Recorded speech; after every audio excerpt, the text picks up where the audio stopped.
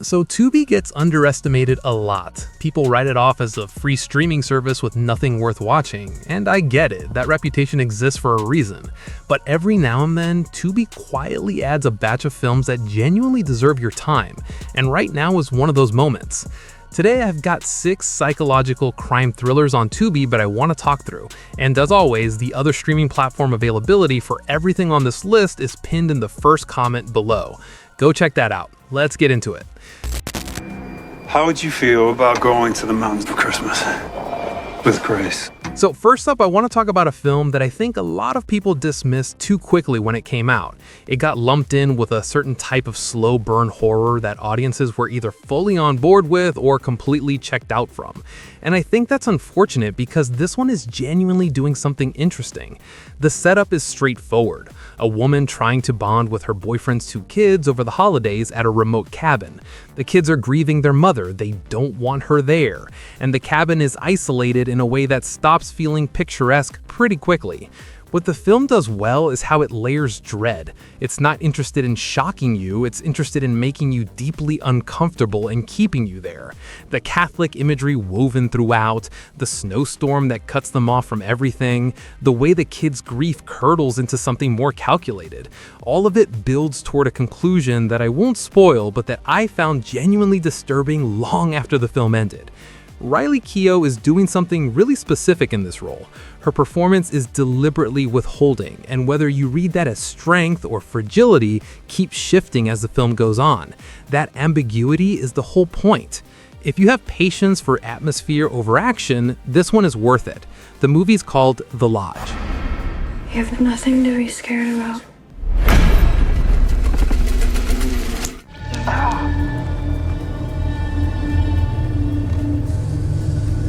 Now this next one, I love recommending this one because it's the kind of film that sneaks up on you. You think you understand what you're watching for most of the runtime, and then you realize you've been reading it slightly wrong the whole time.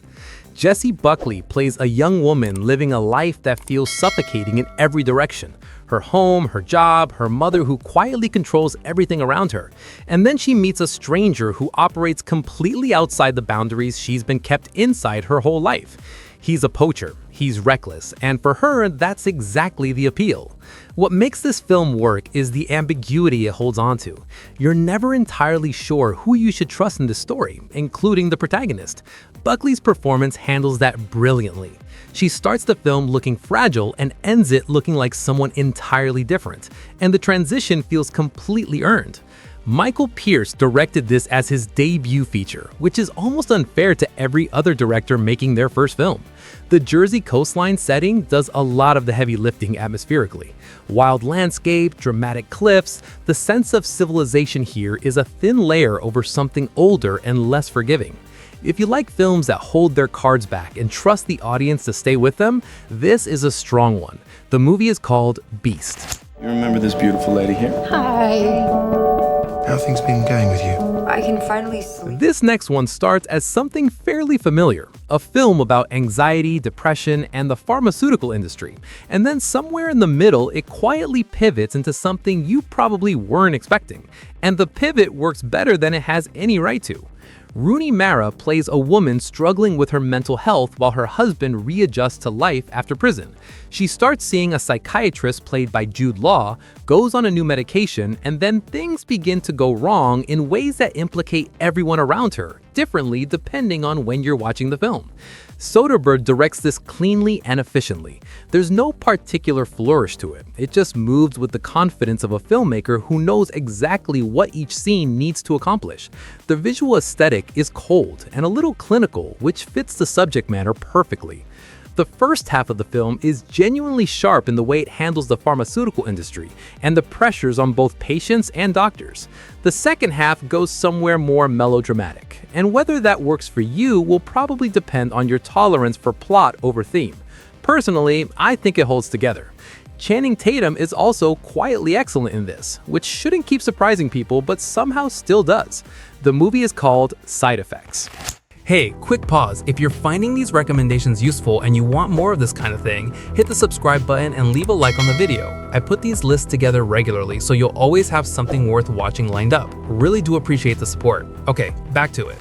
Alright, this one is a little different from the rest of the list, and I want to make the case for it anyway because I think it gets undervalued as an actual comedy. Somebody call 911. Holy. Will Ferrell and Mark Wahlberg played two desk-bound detectives in the shadow of the department's most celebrated cops, played by Dwayne Johnson and Samuel L. Jackson, in an opening sequence that is one of the funniest things in any film from that decade. The contrast between those characters and the ones Ferrell and Wahlberg are playing sets up everything that follows. What I find genuinely impressive about this film is the dynamic between the two leads. Ferrell pulls back from his usual energy in a way that actually makes him funnier. His character is so aggressively reasonable that he becomes the strangest person in every scene. Wahlberg plays barely contained frustration as a comedic instrument, and it works almost every time. Michael Keaton as the police chief is doing something quietly brilliant in nearly every scene he's in. The plot gets a little unwieldy in the back half, and the film runs about 15 minutes longer than it needs to. Hi. Who are you? I'm his wife. This is a ball and chain. Oof. Come on, seriously, who is that? But the chemistry between the leads carries it, and there's enough genuine wit in the screenplay to make it worth your time. If you want something lighter between the heavier films on this list, this is the one. The movie is called The Other Guys. Now we're getting into serious territory, and I want to be upfront with you, this movie is not for everyone. The pacing is slow by design, the violence when it arrives is extreme, and S. Craig Zahler, the director, is not particularly interested in making you comfortable at any point. Vince Vaughn plays a man who ends up in prison and has to fight his way through the system to protect his family. That description makes it sound like a fairly standard genre film. It is not. What Zahler does is spend a long time with this character before anything happens, establishing who he is, what he values, and what it cost him to hold on to his self-control in an environment designed to strip that away. So when things eventually escalate, and they escalate significantly, it carries weight that you don't get from a film that skips to the action. Vaughn plays this with a quiet, deliberate physicality that I found completely convincing. The shaved head, the crucifix tattoo, the way he holds himself in every scene, it's a committed performance in a film that demands commitment from the audience in return. If you go in knowing what this is and what it's asking of you, it's a genuinely impressive piece of work. The movie is called BRAWL in Cell Block 99. And my top pick on this list is, I think, one of the best American films of the last 20 years. And I don't say that lightly. I will never ask you to do anything that I wouldn't do myself. Jake Gyllenhaal plays a man who finds his way into the world of freelance crime journalism, chasing accidents, fires, violent incidents across Los Angeles at night, and selling the footage to local news stations. And he is extraordinarily good at it, disturbingly good at it. What makes this film so effective is how it packages its villain. Lou Bloom talks like a motivational poster. He cites productivity frameworks. He talks about networking and growth and adding value. And underneath all of that is someone with no conscience whatsoever. Someone who sees every person around him as either useful or in the way. Dan Gilroy, who wrote and directed this, is doing something genuinely sharp here. The film is a media satire, a character study, and a slow burn thriller all at once, and it holds all three of those things together without any of them feeling shortchanged. I think Lou is inspiring all of us to reach a little higher. The cinematography, Los Angeles at night, all amber light and empty highways, is gorgeous in a way that feels deeply appropriate for a film about making violence look watchable. Rene Russo is excellent, the pacing is immaculate, and the film stays with you in an uncomfortable way that I think is entirely intentional. This is the one on this list I'd push hardest. The movie is called NIGHTCRAWLER. Now, before you go, the next video is one I'd really encourage you to watch. We're talking 6 films that genuinely mess with your sense of reality.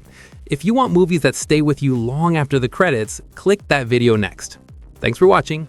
If you got something out of this, subscribe, leave a like, and pass it along to whoever in your life needs better movie recommendations.